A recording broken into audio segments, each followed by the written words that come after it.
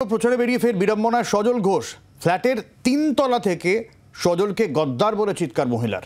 ফের এক ভদ্রমহিলার সাথে বিতর্কায় জড়ালেন সজল ঘোষ। 3 তলার ওপরে থাকা ওই মহিলা, নিচে মাইক হাতে সজল ঘোষ। দুজনের মধ্যে চলে বাকবিতণ্ডা। লিখুন যে এরা আসলে গদ্দার। কোন বিধানসভায় 3 জন এমএলএ, যদি 3 জন এমএলএ এখনো বিধানসভায়, তারা একটা হাততালি নয়, তারা এখনো বিজেপির এমএলএ, তারা গিয়ে তৃণমূলের ক্যান্ডিডেট হয়েছে, তাদের কি বফাদার বলবেন?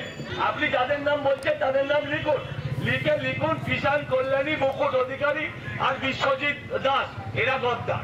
যারা নিরপেক্ষ দল পরিবর্তন করতে পারে।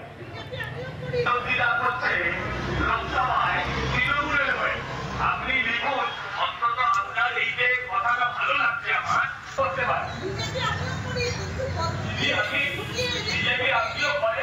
বিজেপি আপনিও করে, ভালো কথা। আমি বলি দিদি, এই মানুষগুলো দল ছাড়ার সময় নিজেদের পথগুলো ছেড়ে দিই।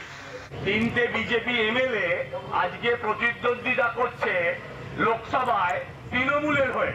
আপনি লিখুন, অন্তত আপনার এই যে কথাটা ভালো লাগছে আমার, লিখুন যে এরা আসলে গদ্দার।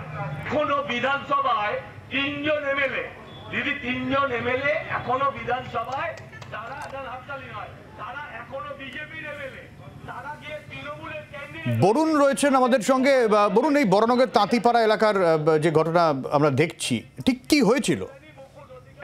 আজকে বিভিন্ন বড়নগর অঞ্চলে বিভিন্ন জায়গায় প্রচার করেন সজল ঘোষ। তিনি কিন্তু প্রচার করতে করতে যখন বড়নগর তাঁতিপাড়া অঞ্চলে ঢোকেন, সেই সময় কিন্তু 3 তলার উপর থেকে যে ফ্ল্যাট বাড়ি, সেখান থেকে এক মহিলা তাকে উদ্দেশ্য করে বলেন যে গদ্দার, এই গদ্দারদের দল এসছে। এই বলার পরেই কিন্তু একেবারেই সজল ঘোষ তিনি কিন্তু ওই মহিলার সঙ্গে বিতর্কে জড়িয়ে পড়েন এবং তিনি বলতে থাকেন, আপনি যে গদ্দার বললেন ঠিক আছে, কিন্তু কারা গদ্দার?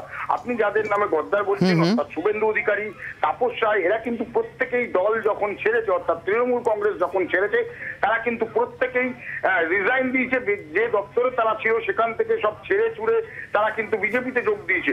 অথচ তৃণমূলে এমন কিছু ক্যান্ডিডেট যারা এবার লোকসভায় দাঁড়িয়ে, এবং সেই ছবি আমরা দেখলাম যেখানে সজল ঘোষ আবারও বাকবিতণ্ডায় জড়িয়ে পড়লেন। বাংলার আওয়াজ, বাঙালির আবেগ, জি 24 ঘন্টা।